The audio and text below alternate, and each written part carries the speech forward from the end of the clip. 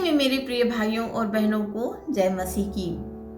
दोस्तों, आभार और धन्यवाद मानना मसीह विश्वास का एक सद्गुण माना गया है, क्योंकि मसीह विश्वासियों को यह शुरू से सिखाया जाता है कि जो कुछ भी उनके पास है, यहाँ तक कि उनका अपना जीवन, वह परमेश्वर के द्वारा उनको दिया गया है। इसीलिए उन्हें हर चीज के लिए, जो कुछ भी उन्हें इस जीवन में आशीष के स्वरूप में मिली है, उसका धन्यवाद उन्हें परमेश्वर को देना चाहिए। उनका अपना जीवन भी ईश्वर की एक कृति है, जिसे ईश्वर ने अपने हाथों से बनाया है।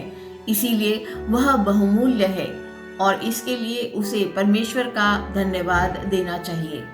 वैसे तो धन्यवाद एक ऐसा शब्द है जो हमें बचपन से सिखाया जाता है। हमें बहुत सारी चीजें इस जीवन में मिलती हैं जिसके लिए हम अपने रिश्तों को धन्यवाद देते हैं या परमेश्वर को धन्यवाद देते हैं, जिसके द्वारा वह हमारे जीवन में आती है। दोस्तों, एहसान मानना या धन्यवाद देना मनुष्य में कृतज्ञता और नम्रता के बीच बोता है, क्योंकि मनुष्य यह स्वीकार करता है कि परमेश्वर दाता भी है और कर्ता भी है।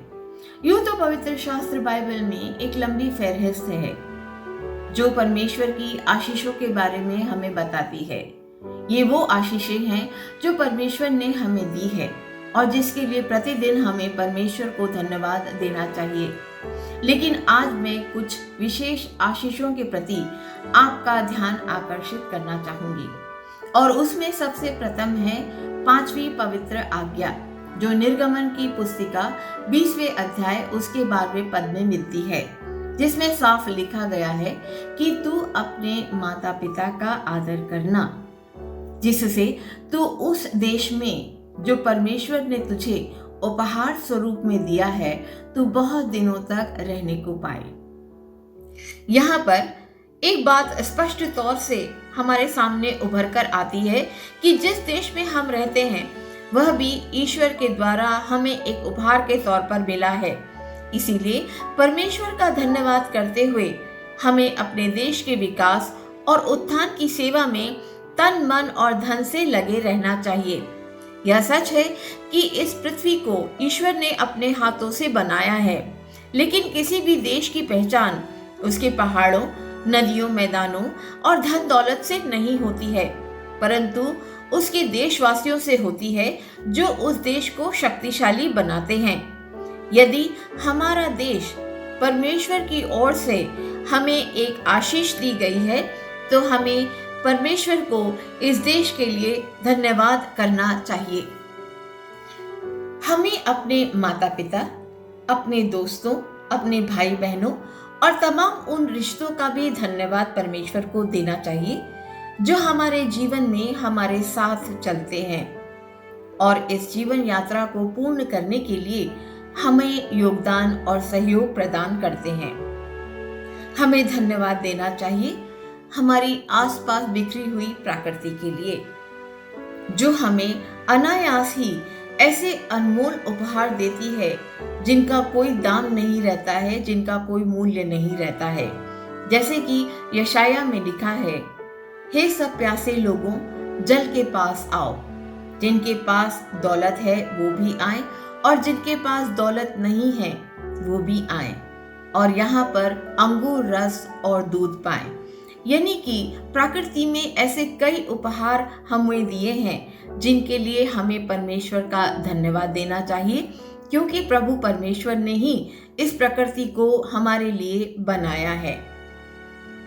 यदि मनुष्य अपनी आत्मा की आंखें खोले और आश्चर्यचकित कर देने वाली वस्तुओं पर डाले जो परमेश्वर प्रत्येक दिन उसकी आंखों के समक्ष प्रस्तुत करता है, तो खुद ब खुद परमेश्वर का भय मानने वाले मनुष्य के मुख से यह शब्द निकल ही पड़ते हैं कि हे परमेश्वर, प्रत्येक सुबह के लिए तेरे उपहार निराले हैं। तू ही है जिसने आकाश व पृथ्वी को बनाया है।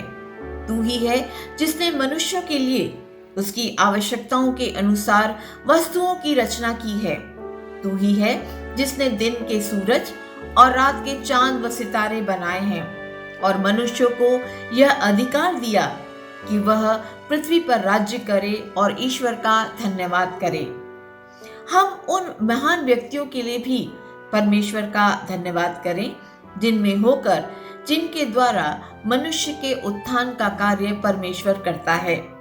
विशेषकर इस बात का धन्यवाद करें कि परमेश्वर ने अपने पुत्र को इस संसार में भेजा ताकि वह अपने बलिदान द्वारा ईश्वर और मनुष्य के मेल मिलाप का रास्ता स्थापित कर सके। इसीलिए यह आवश्यक हो जाता है कि परमेश्वर का धन्यवाद करते हुए हम प्रभु के क्रूस को हर व्यक्ति के हृदय पर, हर मानव के हृदय पर अंकित करें ताकि वे भी प्रभु यीशु मसीह के बलिदान का लाभ उठा सके। हमें उन मनुष्यों के लिए भी परमेश्वर को धन्यवाद करना चाहिए जो नबी के रूप में या उन संतों के रूप में हमारे बीच में आए जब हम भटक गए थे। इन संतों और इन नबियों ने समस्त मानव जाति को एक नया रास्ता दिखाया। यह रास्ता सच्चाई से भरा हुआ था और इसके लिए उन्हें बलिदान होना पड़ा।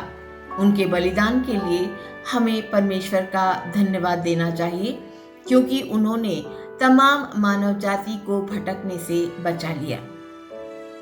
यदि हम पवित्र शास्त्र बाइबल को पढ़ें तो हम वहां पर पाते हैं कि प्रभु यीशु मसीह के इस पृथ्वी पर सेवकाई के जीवन काल में कई ऐसे अवसर आए जहां प्रभु यीशु ने परमेश्वर का धन्यवाद दिया, जैसा कि मत्ती 14 में लिखा हुआ है। और उसने 5 रोटियां और 2 मछलियों को लिया और स्वर्ग की ओर देखकर धन्यवाद दिया।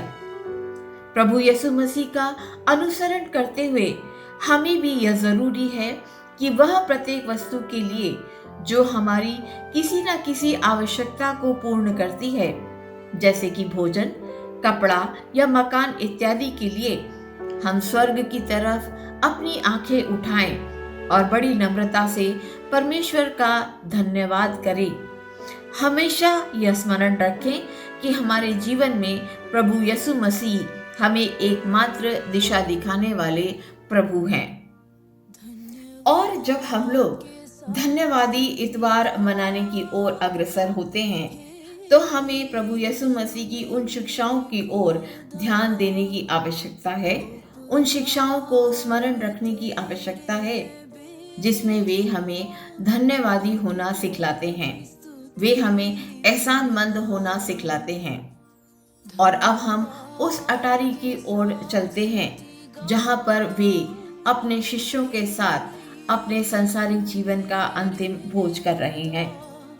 वहां पर लिखा हुआ है मरकुस रचित सुसमाचार में, और उसने तब एक रोटी ली और आशीष मांगकर तोड़ी और अपने शिष्यों में बांट दी और कहा, लो इसे खाओ, यह मेरी देह है।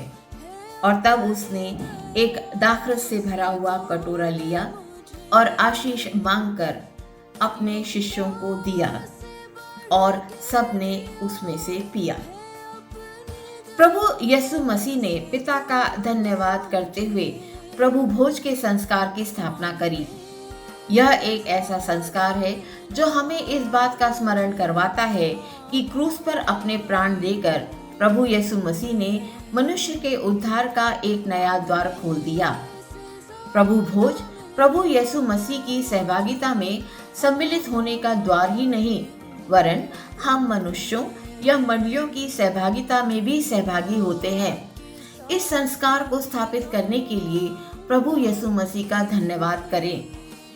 लूका रचित सुसमाचार 10:21वें पद में लिखा है, जब 72 खुश होकर लौटे उसी घड़ी वह पवित्र आत्मा में आनंद से भर गया और कहा, हे पिता, स्वर्ग और पृथ्वी के प्रभु, मैं तेरा धन्यवाद करता हूँ कि तूने इन बातों को अज्ञानियों और समझदारों से छिपा रखा और बालकों पर प्रकट किया। हाँ हे पिता, क्योंकि तुझे यही अच्छा लगा। प्रभु यीशु मसीह परमेश्वर का धन्यवाद करते हैं कि उनके शिष्यों को जो उन्होंने कार्य दिया था वह पूरा करके लौटे। आज प्रभु यीशु मसीह मेरे व आपके लिए परमेश्वर का धन्यवाद करते हैं, क्योंकि हम उस उत्तरदायित्व को जो मसीही होते हुए हम पर लागू होता है पूरा करते हैं, और यदि नहीं करते हैं तो हम परमेश्वर की आशीषों से वंचित रह जाते हैं। हमें परमेश्वर का धन्यवाद करना चाहिए कि परमेश्वर की आशीषें मेरे लिए और मसीह मंडलियों के लिए कार्यरत रही हैं।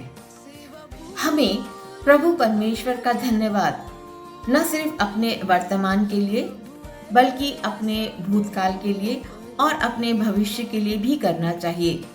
जब वे भविष्य में दोबारा इस पृथ्वी पर आएंगे और न्याय करेंगे, उस न्याय के लिए भी हमें परमेश्वर का धन्यवाद करना चाहिए। जैसे कि दाऊद नबी भजन संहिता में लिखते हैं कि हे मेरे मन, परमेश्वर का धन्यवाद कर, उन तमाम आशीषों के लिए उसका धन्यवाद कर, उन आशीषों को मत भूल।